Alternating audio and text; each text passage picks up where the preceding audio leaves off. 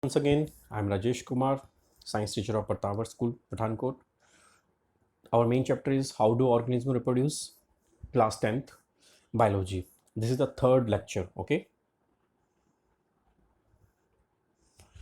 Today we will focus on asexual reproduction, types of asexual reproduction. In the last chapter, we had discussion of about asexual and sexual reproduction and which one is important and why, okay? In today's video, we'll focus on asexual reproduction, types of asexual reproduction. Okay, first is fission. Okay, fission is breakdown. Okay, in which one cell actually broken down into two cells. Okay, it is simply known as fission. Okay, this type of fission, this type of breakdown is known as binary fission. In case of binary fission, one cell gave rise to two cell, and second one is multiple fission. In multiple fission, one cell gave rise to number of cells. Okay, as written on the slide, fission is a mode of asexual reproduction by which a unicellular organism divides and forms two or more new individuals. Fission is of two types, binary fission and multiple fission. In binary fission, one cell gave rise to two cells, for example, amoeba, paramecium. But in case of multiple fission, one parent cell gave rise number of organisms, number of daughter cells. Okay, plasmodium, for example, the parasite is plasmodium. Okay, see, there is a one more important question here according to the word point of view. That is, what is the difference between the binary fission of Leishmania? Leishmania is a protozoa which basically produce disease Kala Azar. Okay, see, in case of Leishmania and in case of amoeba, see, amoeba, in case of amoeba, fission takes place at any orientation. There is no definite orientation. But in case of Leishmania, you remember only one sentence, that orientation. Okay, in case of Leishmania, fission takes place in a particular or in a definite orientation. Okay, budding is another mode of asexual reproduction in which a small bud is appear at the base of the parent body. Okay, as shown in this diagram, small bud is appear at the first diagram, then in second diagram the bud grow in size, then third, then fourth, and in fourth diagram actually the bud mature and form a body and detach from the parent. Okay, this type of mode of reproduction, asexual reproduction, takes place in Hydra as well as yeast. Okay, next is regeneration. Okay, see, regeneration is a mode of asexual reproduction in which the parent body, broken part of the parent body, can regenerate. Okay, in this method, a part of the body, if the organism, if cut or broken, can develop into a new individuals like Hydra, Planaria, starfish, etc. Okay, very easy. Fragmentation is also asexual mode of reproduction. In this, parent body is broken down into number of fragments, and each fragments can give rise to a complete new organism. Okay, see, regeneration and fragmentation, I know there is a little bit confusion between fragmentation and regeneration, because both are same. In case of regeneration, also body is broken down into segments.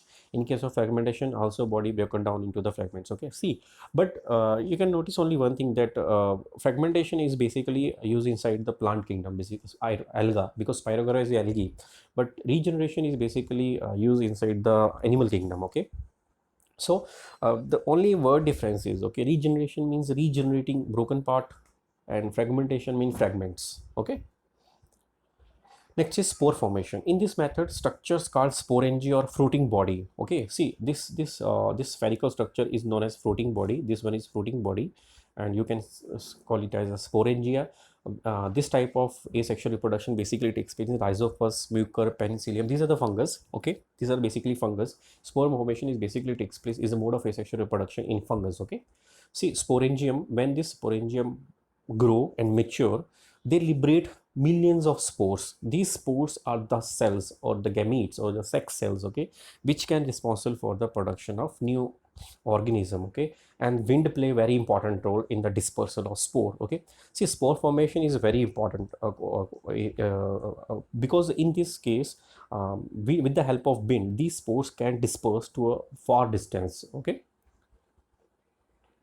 next is vegetative propagation. See, vegetative propagation is also a part of asexual reproduction. Okay, but what is the difference between asexual reproduction and vegetative propagation? See, in case of vegetative propagation, first point is that this basically takes place inside the plants. Okay, this basically is for the plants. Okay, in case of vegetative propagation, we can take any vegetable part. Okay, like shoot, like stem, like root, like leaf, and from these parts we can produce a new plant. Okay, except flower, because inside the flower sex organ are present, and if the sex organ are present, or such type of reproduction is known as sexual reproduction. But vegetative propagation is a asexual reproduction. Okay, I hope समझ आ रहा होगा आपको, ठीक है।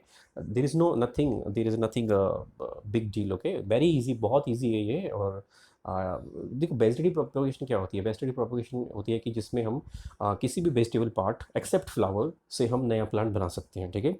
Asexual reproduction में fragmentation, budding, उसमें there is no leaf और there is no stem, particular कोई वेजिटेबल पार्ट नहीं है, okay. That's why there is a little bit different, but vegetative propagation is also a part of asexual reproduction, okay. In this method, new plants are produced from the vegetative part of the plant like root, stem, or leaf. I already discussed with you about these points. Okay, for example, from roots, dahlia, sweet potato; from stem, potato; ginger; from leaf, bryophyllum, begonia. Okay, plant produced by vegetative propagation produce flowers and fruits earlier than those produced from the seeds. It also help in the propagation of plants which do not produce seed. This is very important. ये बहुत important है according to board point of view.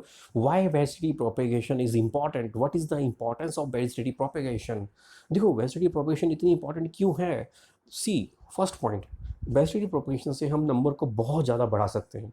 Second point, less time consuming, less money consuming, less labor consuming, okay. And the most important point, what is the most important point? In case of vegetative propagation, we can produce the plants which cannot form seed, जो seed नहीं बनाते हैं. Plants produced by vegetative propagation produce flower and fruit earlier than the dose produced from a seed. It also helpful for those plants which cannot produce seed. वो plants जो seed नहीं बनाते हैं उनको भी हम vegetative propagation से grow कर सकते हैं, okay. Best propagation also done by cutting, layering, grafting. Cutting, layering, grafting is also type of vegetative propagation, okay. I hope you understand all the points of this vegetative propagations and all the types of asexual reproduction. Meet you soon in the next video. Till then, stay safe, stay at home. Thank you and have a nice day.